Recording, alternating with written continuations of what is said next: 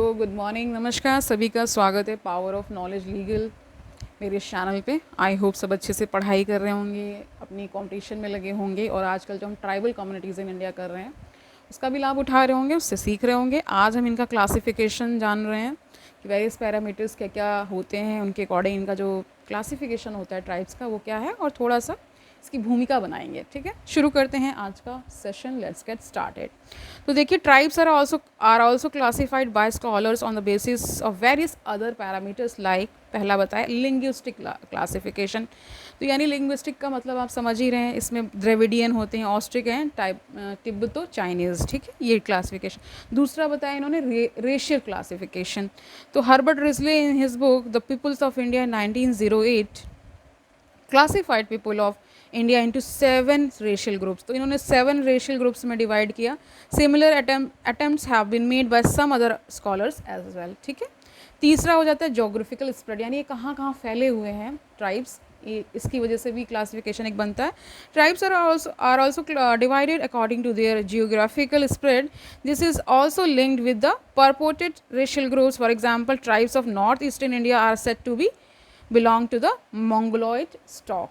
ठीक है, फोर्थ इन्होंने क्लासिफिकेशन इकोनॉमिक क्लासिफिकेशन बताया है। On the basis of economic activity that they are engaged in, they are classified in various categories like fisherman and shifting cultivators. तो fisherman है ना, और शिफ्टिंग कल्टिवेटिंग, जो शिफ्टिंग कल्टिवेशन होती है उसके लिए होता है, इसके बेसिस पे भी क्लासिफिकेशन हो जाता है। फिफ्थ इन्होंने बताया classification on the basis of degree of cultural contact, यानी किस प्रकार का कल्चर उनका रहा है, इस पर भी फिर डिवीजन बनता है। Scholars like Verrier Alvin classified 4 types of tribes on the basis of their degree of acculturation. ठीक है, but these traits and definition were never uniformly applicable even historically. Such definitions are insufficient as most of them are of typical primitive tribes and don't account for proper picture of the diverse tribal groups in India. Tribes in India are highly heterogeneous group, यानी ये homogeneous group नहीं है, heterogeneous है, यानी इसमें बहुत ही विविधता पाई जाती है, एक जैसा कुछ भी नहीं है इसमें। Tribal groups vary from highly underdeveloped like Jarawas of Andaman to almost assimilated in the mainstream as Meenas of Rajasthan and Negis of Himachal. तो ये भी ट्राइब्स में ही आते हैं, जो नेगी हैं और जो आपके मीनाज, यानी मीना जो सरनेम लगाते हैं, उनकी बात हो रही है। ठीक है, they also have their distinct culture, habitats, है ना, occupation and lifestyle which vary from one group to another. Some of them still practice animistic religion while others have come into the fold of dominant religion like Hinduism and Christianity. तो कुछ तो अपना जो मूल उनका religion था उसको follow करते हैं, कुछ मेन रिलीजन के कह सकते हैं दायरे में आ चुके हैं, जैसे क्रिश्चियनिटी को फॉलो करते हैं, कुछ हिंदुज़म को फॉलो करते हैं। ओके फाइन, आगे जानिए। सम स्पीक देयर लैंग्वेजेस ना, जैसे कि some people speak their own distinct language while other speak dialects of main stream languages like Hindi and Dravidian language. तो कुछ अपनी भाषा बोलते हैं, कुछ हिंदी भी बोलते हैं, कुछ द्रविडियन बोलते हैं ना।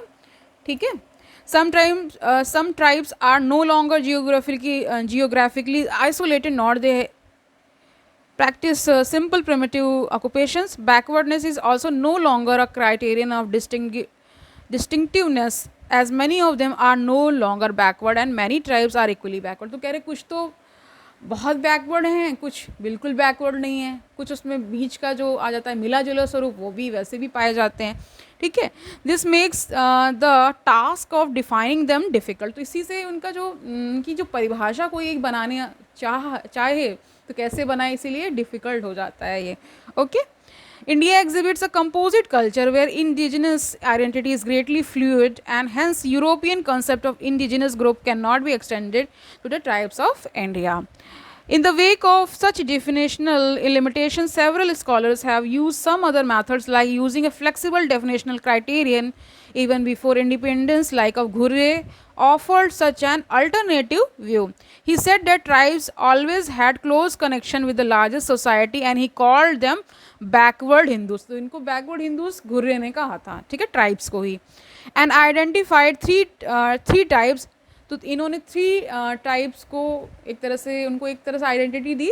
इसमें जैसे Hinduist tribes, partially Hinduist tribes and hill section, जो हिल एरियाज में पाए जा रहे होंगे ना।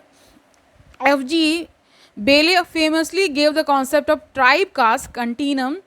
However, his critics argued that tribes are wholly different from castes as they had no notion of purity and pollution which is central to the caste system. तो ये concept हमने पढ़ा था, है ना, प्योरिटी एंड पॉल्यूशन वाला। कह रहे ये वाला जो कॉन्सेप्ट है ये ट्राइब्स में नहीं लागू किया जा सकता, या इसमें नहीं आप रख सकते हैं, इसलिए इसको कहा जा रहा है। Similar corollaries to Sanskritisation thesis argue that tribes gradually became part of caste society. लेकिन जो इससे जो संस्कृताइजेशन से भी और जो चीज़ें निकल करके आ रही थी वो ये दावा कर रही हैं कि ट्राइब्स अंततः किसका पार्ट बन गए, धीरे धीरे कास्ट सिस्टम का ही, ठीक है, caste society का।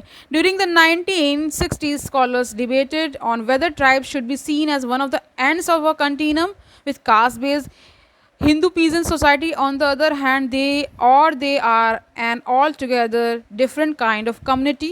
But by the 1970s, all the major definitions of tribe were shown to be faulty. ये मतलब बता रहे कि जो भी वर्गीकरण हो रहा था, जो भी डेफिनेशंस उनके बारे में दी जा रही थी, अंततः वो फॉल्टी बन जा रही थी, यानी उनमें कोई ना कोई दोष आ ही जा रहा था ना। It was pointed out that the tribe peasantry और tribe caste distinction did not hold in terms of any of the commonly advanced criteria such as size, isolation, religion and means of livelihood. Today, tribal identity is defined in terms of interactional process with the mainstream and the resulting resistance and opposition from the tribes to preserve their unique identities rather than any purportedly primordial or original characteristics peculiar to the tribes. तो कह रहे हैं कि हर tribe का एक peculiar behavior है, उनकी कुछ characteristics बहुत अलग सी हैं, है ना, उनका जो पूरा जो लाइफ स्टाइल है, उनका रिलीजन मानने का जो सब कुछ बहुत डिफरेंट है, ये बताया गया। Constitution makers of India were also sagacious enough to recognize the definitional problem, and instead of focusing on definition, they focused on the future developmental strategies. तो जो हमारे कॉन्स्टिट्यूशन मेकर्स थे उन्होंने ये जान लिया था कि इनके लिए बहुत कुछ करना बाकी है, तो इन्होंने इनकी डेवलपमेंटल स्ट्रैटेजीज़ को बनाने के लिए एक तरह से प्रयास किया। कुछ उसमें हुआ भी है, ऐसा भी नहीं कहा जा सकता है कि कुछ भी ना हुआ हो ना। Owing to the lack of consensus on a uniform definition, tribal definitional problem still remains significant because it is closely related to their identity and to the question of their development. Without knowing who exactly they are, it is not possible to chart out a proper developmental plan. तो इनके लिए कोई एक निश्चित development plan बनाने से भी मुश्किल हो जाता है, क्योंकि कुछ कुछ ट्राइब्स तो सिमिलर हैं, कुछ बहुत अलग हैं, कुछ हिल में पाई जा रही हैं, कुछ बहुत ही इंटीरियर्स ऑफ द जंगल्स कह सकते हैं पाई जाती हैं। तो उनके लिए एक प्लान बनाना मुश्किल है। हर एक ट्राइब की स्थिति, उनके प्रॉपर कह सकते हैं उनका रख रखाव ठीक से हो, उनको सारी फैसिलिटीज़ मिले, तो अलग प्लान बनाना ही होगा, ठीक है। इसीलिए गवर्नमेंट के लिए थोड़ा सा ये सब डिफ़िकल्ट हो जाता है ना। A change in definition from colonial time to present time also shows the changing attitude of mainstream towards them. Thus, definition is an important starting point that charts out the course of action for the socio-economic and cultural development and preservation of their identities. तो ऐसा कुछ system बने इनके लिए ताकि उनका socio-economic pattern change हो, है ना, वो कल्चरली डेवलप, उनको वो ना छेड़ा जाए, उनका कल्चर ना छेड़ा जाए, और उनको उनकी प्रिजर्वेशन की जाए, उनकी आइडेंटिटी का प्रॉपर प्रिजर्वेशन भी हो, उनको इस तरह से मेन स्ट्रीम में लाया जाए धीरे धीरे, ताकि वो अपनी जड़ों से भी ना कटे और वो मेन स्ट्रीम में भी सम्मिलित हो जाएं। तो ऐसा कुछ प्लान गवर्नमेंट या जो इसके पर्सनल्स होते हैं उनको बनाया जाना चाहिए, ताकि उनको एकदम से अलगाव अपने कल्चर से ना महसूस हो, ठीक है। तो आज के लिए हम इतना ही रख रहे हैं। कल हम करने वाले हैं जियोग्राफिकल स्प्रेड ऑफ ट्राइब्स, यानी कहाँ कहाँ किस किस एरिया में ना किन किन नामों से ये जाने जाते हैं, उनका क्या क्या लोकेशन है, वो सब जान लेंगे। इंटरेस्टिंग हम इसे बनाने की कोशिश कर रहे हैं, और बाकी आप फीडबैक में बताइए कि आपको कैसा लग रहा है, ठीक है। कमेंट सेक्शन में कमेंट करिए, अगर कुछ नया जानना चाह रहे हैं तो भी मुझे बताइए, ठीक है। कल मिलते हैं, तब तक आनंद से पढ़िए। Don't take burden. All the best.